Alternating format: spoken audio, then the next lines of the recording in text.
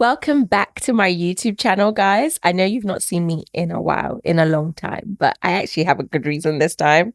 I did the wife thing. I did the mother thing. I had a baby. I don't even know if that's how the sound goes. But yeah, guys, I had me a little baby. I'm just a girl and I have a baby.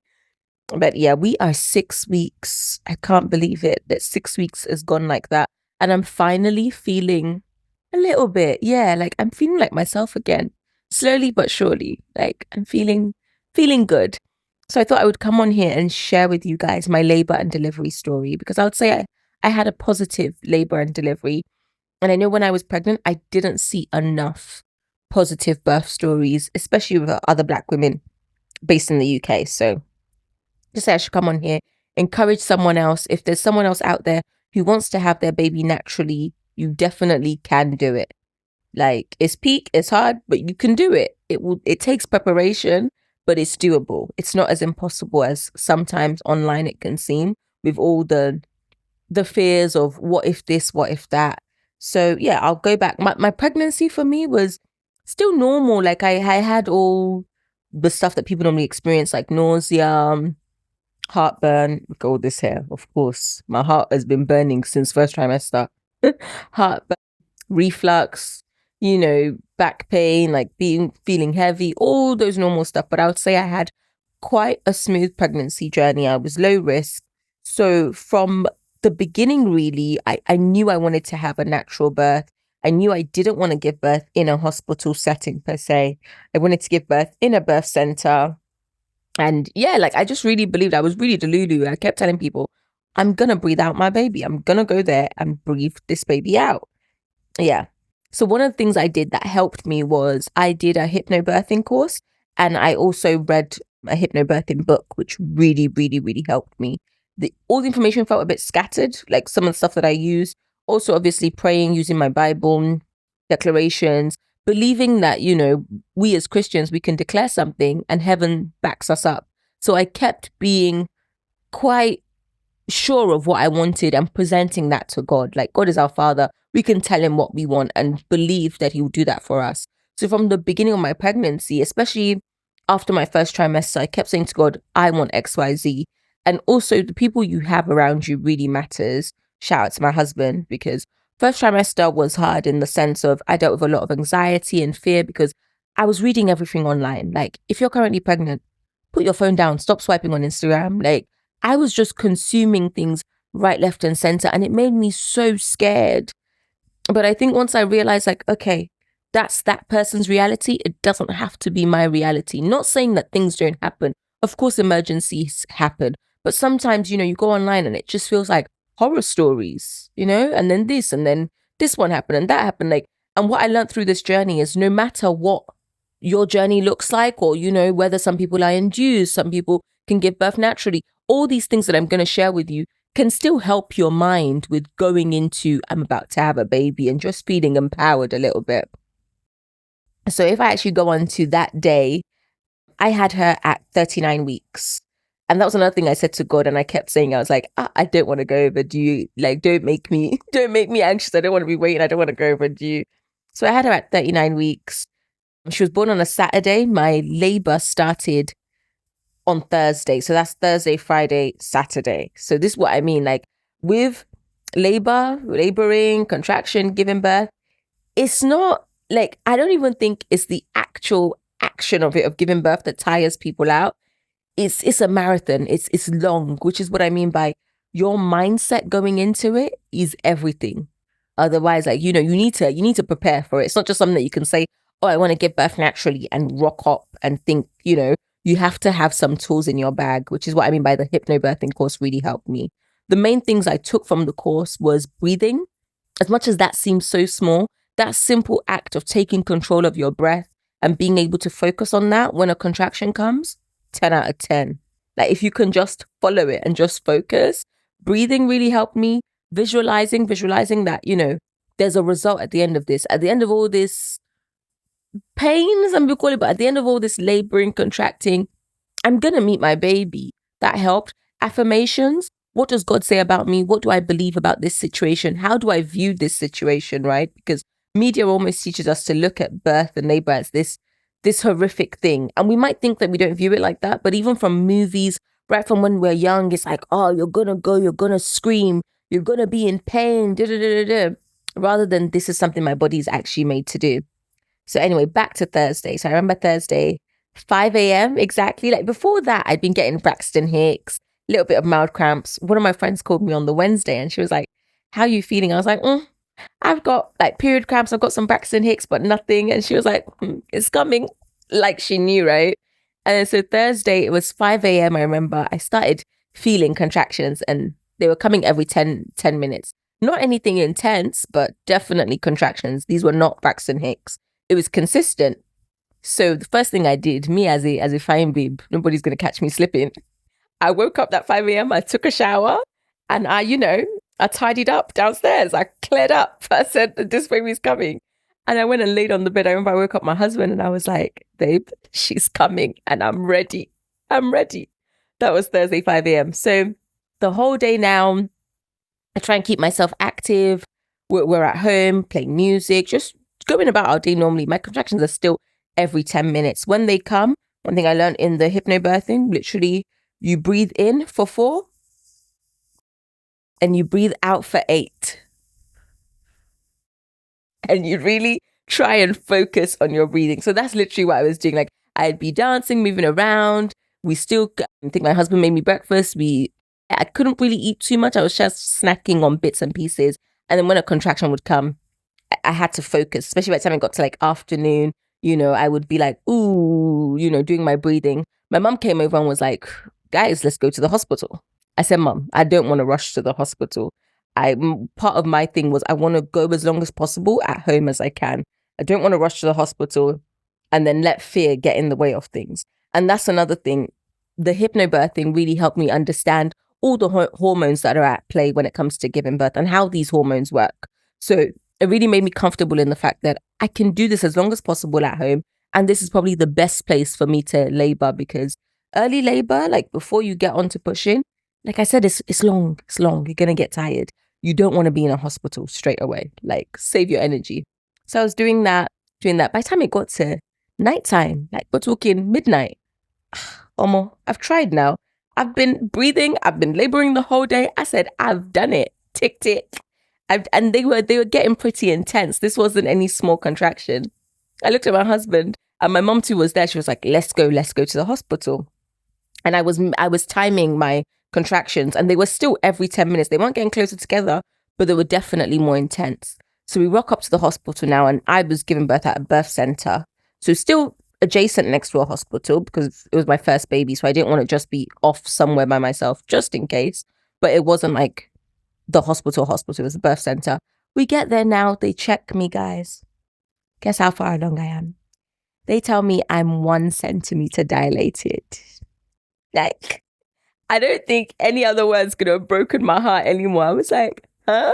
Not only did they tell me I was 1 centimeter dilated, they told me that I was very, very dehydrated, which meant my body was working hard, but nothing was really going to progress that much. So, basically, lo and behold, it was go back home. You have a long way to go. Yes, your labor has started, but you're nowhere where you think you are. Go home. So we go home now, get through the night. Now, Friday morning, you're having a good sleep, aren't you? The sleep, thank God. But yeah, Friday morning now, contracting, trying to push through. And like I said, again, your support system is so important. Like these contractions are coming. Not once was my husband like, oh, this person is, kept giving me little encouragements. I go through the day, oh, well done, babe, you can do this, you're doing it. Come rub my back. Like all those little things help. So Friday during the day, again, I'm at home, contracting. We don't even call my mum this time because in my head, I'm like, this thing is going to take so long. And I had it in my mind that until my water breaks, I don't want to go back to the hospital because they told me it's either you're 4 centimeters and we admit you or your water breaks and we admit you. Until any of those two things happen, stay at home. And it didn't feel like they were getting closer, but like 7 minutes. But the intensity come Friday was insane. By the time it got to Friday night, me and my husband were still trying to watch a movie, take my mind off things. I couldn't. I was like, I need to go to the room. I actually need to focus on these contractions. Like it's taking it out of me. I remember I created a labor and delivery playlist on Spotify. I can share if people want, but I just had, music that meant something to me, that, that it was like these songs are encouraging to me. So I had that on in the background. I went to the room, turned off all the lights, and just got in the zone. Like, and they were coming closer together. I'd say, 6 minutes. The time like midnight then. So then my husband who came to the room saw that, okay, I was struggling. And again, the people around you are so important, because by that time I was ready to give up. Like, I don't know how long I can do this for. Remember, my husband helped me get in the bath. We filled up the bath just to use as a little bit of pain relief. I had a shower. He gave me a little bit of a massage, like with my hips, my lower back. Got in bed. And guys, the whole night, Friday night, those contractions. Even now that I'm telling the story and I'm thinking about it, like, I can't remember the pain, but I know that I've never felt anything as intense in my life. And they were coming, and everyone would come. And at every point, like, it got to the point that I didn't believe that I could do it anymore. So the contractions would come. My husband would look at me and he'd be like, babe, let's breathe. Let's breathe. And that's all I was focusing on. It would come and we'd both be breathing together. And he still makes fun of me now of the way I was breathing, because I was literally there like, like, that's how I was. Like, I could barely do it. I was barely holding myself together. But he was holding space for me. Every time I saw him breathing with me, it was, I can do this. And also I had affirmations, things that I was saying to myself. I can do anything for 1 minute. Can do anything through Christ. And I'm currently working on a little affirmations pack that I will share once it's ready. I'll probably put a link under this video that people can access and can buy if they're interested. But all those things really helped me, that I was saying to myself in my mind, this isn't pain, I'm just uncomfortable. This is how I meet my baby. All these things until the contraction would pass. And then I would rest. And now they were coming every 5 minutes. By the time it got to Saturday morning, I think around like 9:30 or something, I got up, went to the toilet, came back, and then I was on my knees and I literally had tears in my eyes. And this was the first time I had tears in my eyes, because contraction pain isn't the kind of pain that you're going to cry. Like, you don't even have time to, you don't have energy to cry. It's a focus kind of pain, right? So I was on my knees and I literally looked at my husband and I was like, babe, help me. Like, I'm done. Help me. I don't have anything else left in me. And at that point, he just looked at me and he was like, okay, let's go to the hospital, right? Let's go. Like, my waters still hadn't broken. Jeez, that thing was stressing me out. So we get to the hospital now. I'm in so much pain. I can't speak, nothing. We get there. They're still asking me questions. I'm not even really hearing anyone. She checks me. Guys, I'm 3 centimeters. Like, I was about to crash out. I'm going to crash out, Montoya style. Like, what do you mean? After all the work that we have been working since 3 centimeters. But the minute she checked me, I got off so I get off the bed now, after she checks me, and my waters break, guys, all by themselves on their own.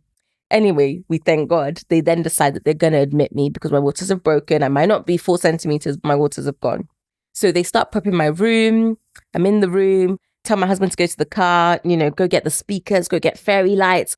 I'm about to decorate this whole place and make this, because, with the birth center, they give you the room and you can make it a home away from home. And that was my plan.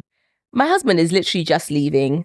I'm looking at the midwife. I'm telling her, I feel pressure down below. What's going on?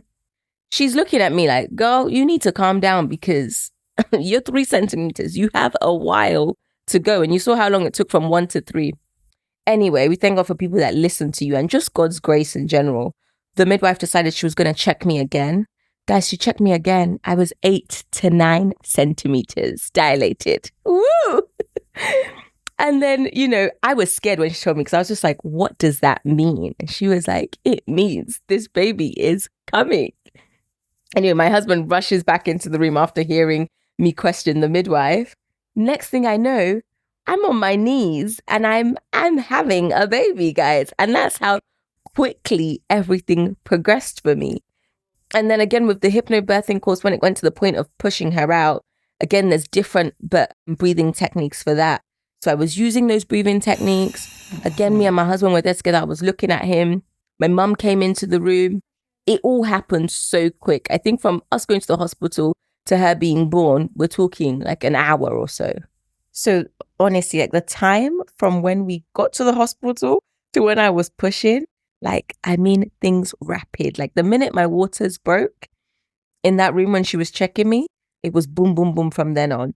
I remember in the pushing part, like in the beginning when they're like, push, push, mom. Like like I said, I was on my knees and they're directing me how to push. They're telling me, push into your bum, push into your bum.